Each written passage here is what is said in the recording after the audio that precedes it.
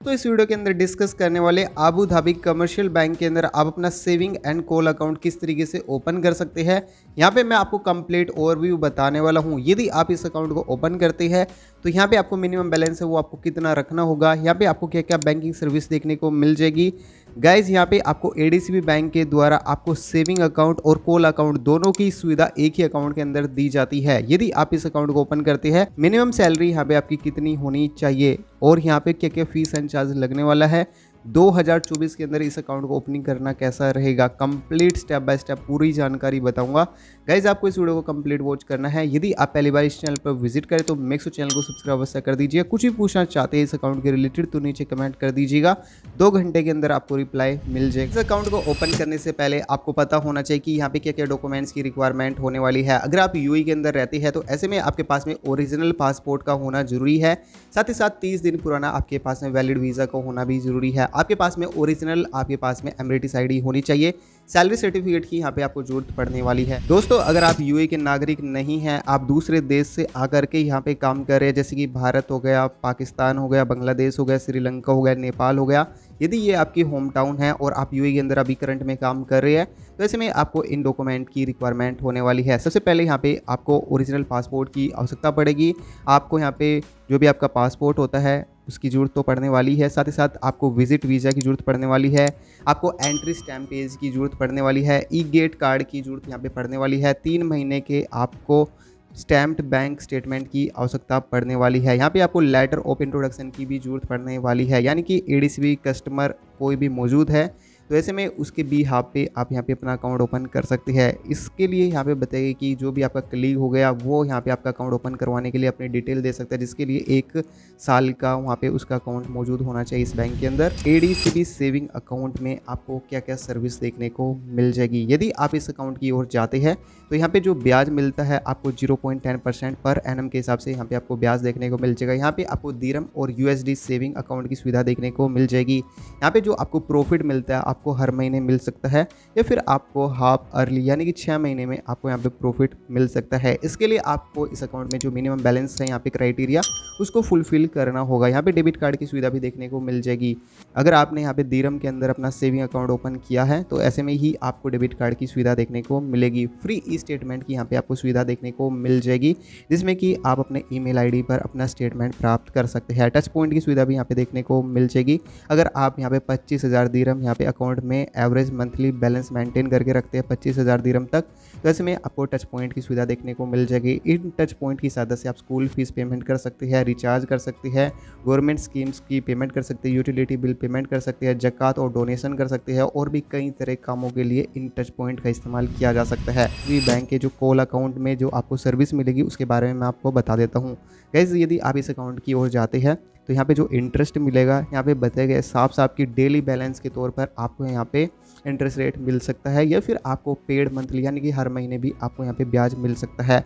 Multiple currency का support यहाँ पे देखने को मिल जाएगा, जैसे कि दिरहम होगा, यूएसडी होगा, और भी कई सारी करेंसी का सपोर्ट यहाँ पे देखने को मिल जाएगा। अगर आप अपने होम टाउन में पैसे भेजना चाहते हैं और आप जैसे भारत, नेपाल या फिर पाकिस्तान हो गया, ठीक है जी, और भी अन्य कंट्रीज़ में यदि आप पैसे भेजना चाहते हैं, अपने घर पर पैसे भेजना चाहते हैं, तो ऐसे में इस अकाउंट का इस्तेमाल किया जा सकता है। यहाँ पे भी आपको फ्री स्टेटमेंट की सुविधा देखने को मिल जाएगी। यहाँ पे आपको ऑनलाइन और बैंकिंग की सुविधा देखने को मिल जाएगी। मोबाइल एप्लीकेशन की सहायता से इस अकाउंट को कभी भी किसी भी समय इस्तेमाल किया जा सकता है।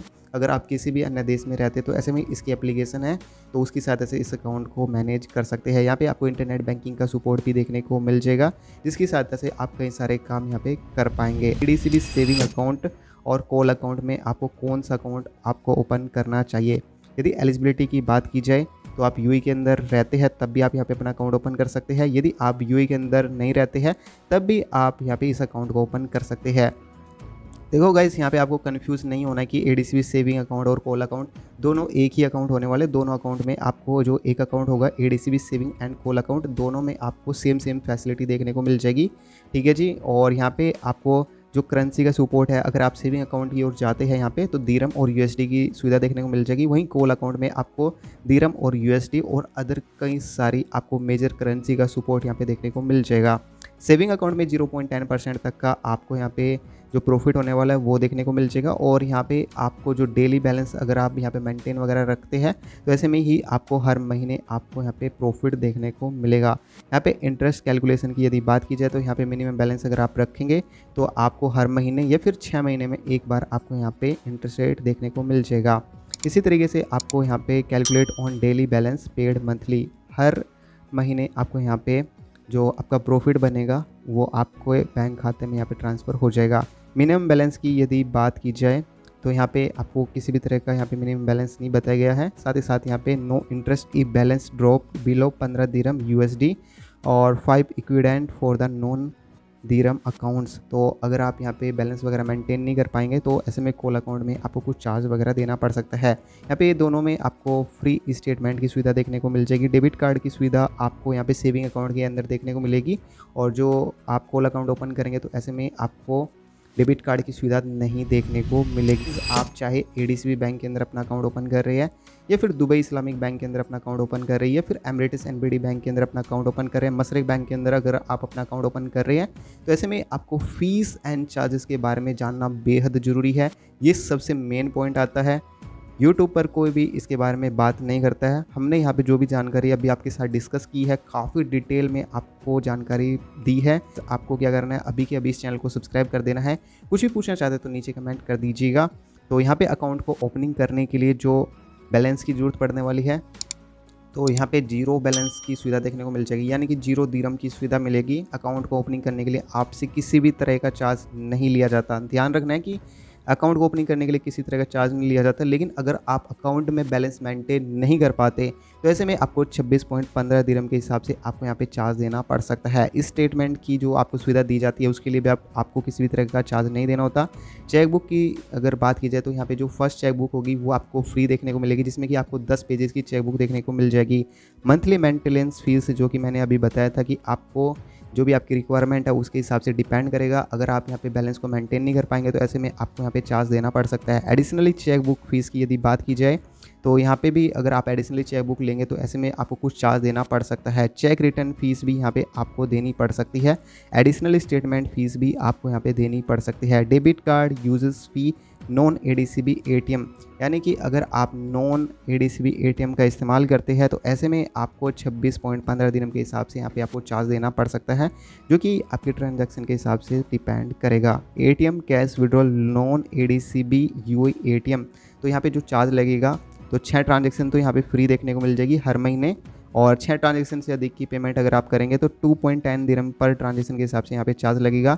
एटीएम कैश विड्रॉल, यहाँ पे अगर आप गल्फ कंट्री के एटीएम से यदि आप इस्तेमाल करते हैं तो आपको हर महीने 2 ट्रांजैक्शन फ्री देखने को मिलेगी। यदि 2 ट्रांजैक्शन से अधिक की ट्रांजैक्शन करेंगे तो 6.30 दिरहम के हिसाब से आपको हर महीने यहाँ पे चार्ज पे करना होगा पर ट्रांजैक्शन के हिसाब से।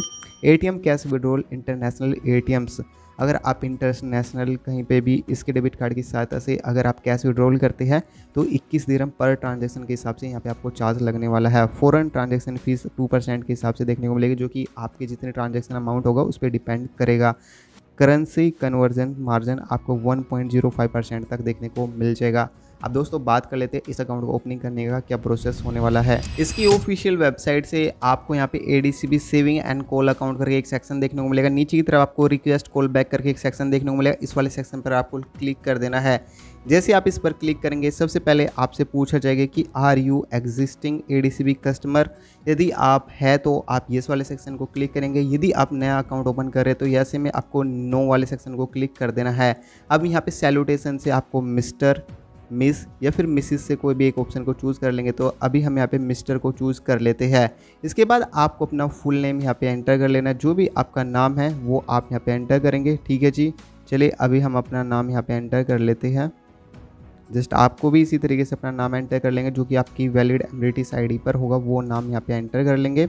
अब यहाँ पे अपना मोबाइल नंबर है वो आप यहाँ पे दर्ज कर लेंगे। इसके बाद आपको अपना ईमेल आईडी है वो यहाँ पे दर्ज कर लेना है। इसके बाद आपको अपनी नेशनलिटी से चूज़ कर लेना है कि आप कहाँ के रहने वाले। अगर आप इंडिया के रहने वाले तो इंडिया को यहाँ पे इस तरीके से सिलेक्ट कर लेंगे, और यदि गाइस आप पाकिस्तान के रहने वाले हैं तो जस्ट यहाँ से आप पाकिस्तान को सिलेक्ट कर लेंगे। इसी तरीके से आपको सिलेक्ट कर लेना है, जैसे जैसे मैं सिलेक्ट कर रहा हूँ देख सकते हैं। तो यहाँ पे पाकिस्तान देखने को मिल जाएगा। इसके अलावा अगर आप यूएई के अंदर ही रहते हैं और यूएई के अंदर ही आप ये अकाउंट ओपन कर रहे हैं तो यहाँ पे आपको यूनाइटेड तो जस्ट यहाँ पे आप टाइप करेंगे यूनाइटेड अरब एमिरेट्स, तो ये वाला सेक्शन आपको चूज़ कर लेना है।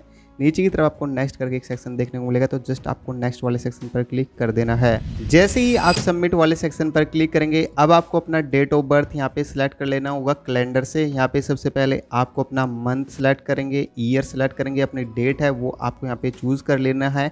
जैसे जैसे मैं यहाँ पे सिलेक्ट कर रहा हूँ, इसी तरीके से आपको कैलेंडर से अपनी डेट ऑफ बर्थ है वो आपको यहाँ पे सिलेक्ट कर लेनी है।